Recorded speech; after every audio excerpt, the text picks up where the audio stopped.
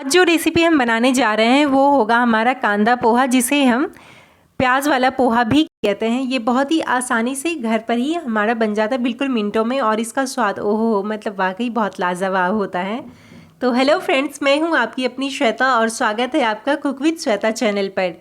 तो ये रेसिपी बनाने के लिए, बहुत ही मज़ेदार सी रेसिपी बनाने के लिए जो हमें चीज़ें चाहिए होगी वो हमें चाहिए होगा। सबसे पहले तो हम ले लेंगे जो है हमारा पोहा, यानी कि फ्लैटन राइस।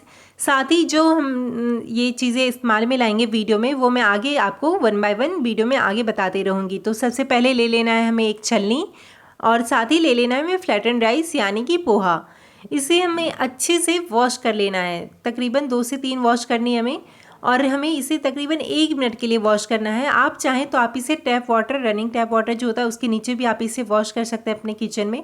यहाँ पर मैं वीडियो में अब दिखाने के लिए मैं आपको दिखा रही हूँ कि हमें इसे 2 से 3 वॉश कर लेनी है पानी के साथ। जब तक इसका पानी बिल्कुल अलग ना हो जाए, हमें तब तक इसे धुल लेना है। साथ ही कुछ सेकंड के लिए इसे छोड़ देना है, ताकि इसका जो एक्स्ट्रा वाटर है वो निकल जाए, मतलब काफ़ी हमारा जो पोहा है वो खिला खिला सा लगे। तो अब हमें इसे कर लेना है एक बड़े से बोल में ट्रांसफ़र। अब हमें इसे ट्रांसफ़र करके साइड कर लेनी है, ताकि कुछ सेकंड के लिए छोड़ेंगे हम, ताकि हमारा जो पोहा है वो खिला खिला सा लगे, बिल्कुल चिपके ना, और बहुत ज़्यादा हमें फुला हुआ भी नहीं चाहिए। अदरवाइज़ अगर आप पानी में इसे छोड़ देंगे तो बहुत ज़्यादा फूल जाएगा फिर ये। तो अब आप देख रहे हैं कि हमारा जो पोहा है वो ऑलमोस्ट मतलब बहुत ही अच्छी तरीके से वॉश होकर बिल्कुल खिला खिला सा हो गया है। अब हमें इस स्टेज पर कर लेना है गैस को ऑन। साथ ही जो हमारा फ्लेम है उसे हम हाई से मीडियम के बीच रखेंगे, हाई मीडियम फ्लेम रखना है हमें। और चढ़ा लेंगे हम एक कढ़ाई गर्म होने के बाद हमें उसमें डालनी है 3 से 4 चम्मच हमें मस्टर्ड ऑयल इस्तेमाल में लाना है। जब ये गर्म हो जाए तो उसमें हमें अपनी जो मूंगफली है उसे बिल्कुल लाइट फ्राई कर लेनी है। ध्यान रहे कि हमें डीप फ्राई बिल्कुल भी नहीं करना है। तो हमें इसे मीडियम फ्लेम पर बिल्कुल लाइट फ्राई कर लेनी है, ताकि जो हमारा मूंगफली का क्रंचीनेस है वो बरकरार रहे, और ये बहुत ही अच्छा सा एक क्रंची सा फील दे देता है। तो इसीलिए हमें पोहा में हम इसे ऐड करते हैं, और पोहा में मूंगफली तो मतलब यार पड़ता ही है। तो अब हमें इसे बिल्कुल लाइट फ्राई करके साइड कर लेना है। तो इस तरीके से आपको कर लेनी है अपनी मूंगफली को फ्राई, और साथ ही इसे कर लेना है साइड। बस 1 से 2 मिनट के लिए आपको फ्राई करनी है।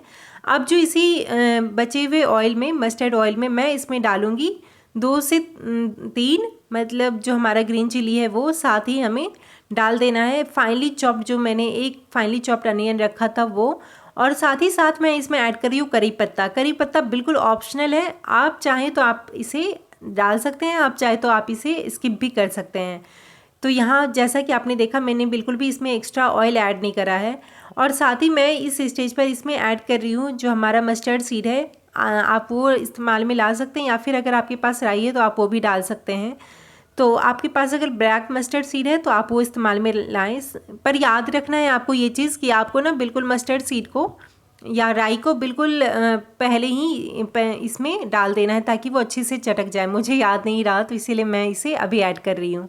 साथ ही मैंने इसमें डाला है एक फाइनली चॉप्ड टमाटो जो होता है वो। टमाटो को हम लास्ट में डालेंगे इसीलिए क्योंकि टमाटो जो होता है, हमारा टमाटर जो होता है वो बहुत ही जल्दी पक जाता है, तो इसीलिए मैं इसे लास्ट में ऐड करूँगी, जब हमारा जो अनियन है वो पिंकिश कलर में आ जाएगा उसके बाद। साथ ही मैं इसमें डाल रही हूँ 1/2 टेबल स्पून हल्दी पाउडर और 1/2 tablespoon red chilli powder. ये दोनों मतलब मसाले बस हमें इस्तेमाल में लाने हैं, ज़्यादा एक्स्ट्रा कोई मसाला हमें इसमें नहीं डालना है। और जब ये हमारा अच्छे तरीके से हो जाएगा, जब हमारा ये पक जाएगा अच्छे तरीके से, तो उसमें फिर हम डाल देंगे अपना एक जो मैंने फाइनली चॉप्ड बॉइल्ड आलू रखी थी वो। मैं इसे अब इस स्टेज पर हमें वो बॉइल्ड आलू जो है, अब हमें इसे अच्छी तरीके से कट करके इसमें डाल देना है। अब आप देख रहे हैं कि हमारा मसाला है वो भी काफ़ी अच्छे से पक चुका है। तो अब हम इसमें डालेंगे 1/2 टेबल स्पून नमक, साथ ही 2 चम्मच मैं इसमें ऐड करी हूँ शुगर। आप चाहें तो आप शुगर सिरप इस्तेमाल में ला सकते हैं नींबू के साथ, मतलब नींबू का रस, साथ ही शुगर सिरप। पर मैं चीनी को पहले देना प्रीफर करती हूँ, तो इसीलिए मैंने यहाँ पर ऐड कर दिया था 2 टेबल स्पून शुगर। अब जो हमने साइड करके रखा था पोहा, अब हम इसे यहाँ पर फ्राई कर लेंगे। बिल्कुल मीडियम फ्लेम पर हमें इसे पका लेना है, हाई फ्लेम बिल्कुल भी ना रखें, ताकि हाई फ्लेम से ना जल्दी ये पकना शुरू हो जाता है, बहुत जल्दी कढ़ाई में लगना शुरू हो जाता है। तो इसीलिए हमें बिल्कुल मीडियम फ्लेम पर अपने पोहे को जो है उसे अच्छी तरीके से पका लेनी है। तकरीबन 2 से 3 मिनट में ही आपका पोहा जो है वो बिल्कुल पक जाएगा। तो आप जैसा कि देख सकते हैं हमारा पोहा का कलर कितना निखर कर आया है और बिल्कुल पक चुका है। तो इस स्टेज पर जो हमने साइड करके रखा था मूंगफली फ्राई करके, तो हमें वो मूंगफली अब इस स्टेज पर ऐड कर देना है।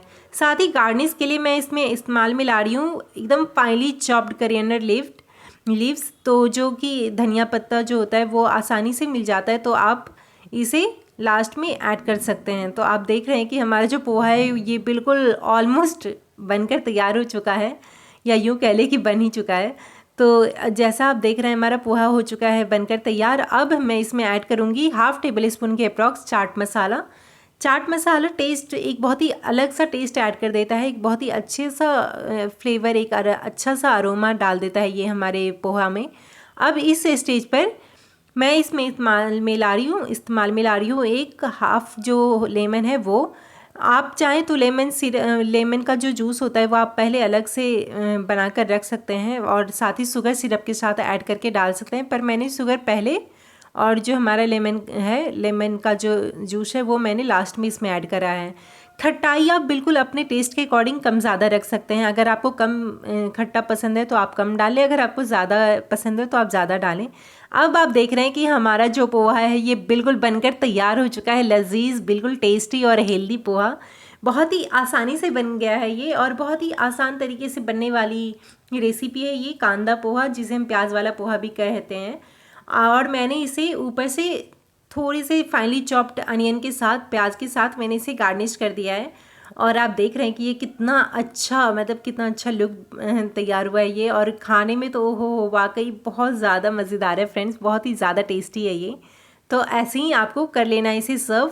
आप अपने घर में बच्चों को ब्रेकफास्ट में दे सकते हैं, स्नैक्स में दे सकते हैं, या फिर अगर मेहमान आ रहे हैं तो आप बना सकते हैं। और ये रेसिपी वाकई बहुत जल्दी बनने वाली रेसिपी है, साथ ही बहुत टेस्टी बनती है ये। तो do let me know in the comment section कि आपको ये रेसिपी कैसी लगी, और ज़रूर से इस रेसिपी को ट्राई करना और मुझे बताना मत भूलना। एंड अगर चैनल पर नए हैं तो सब्सक्राइब करना ना भूलना।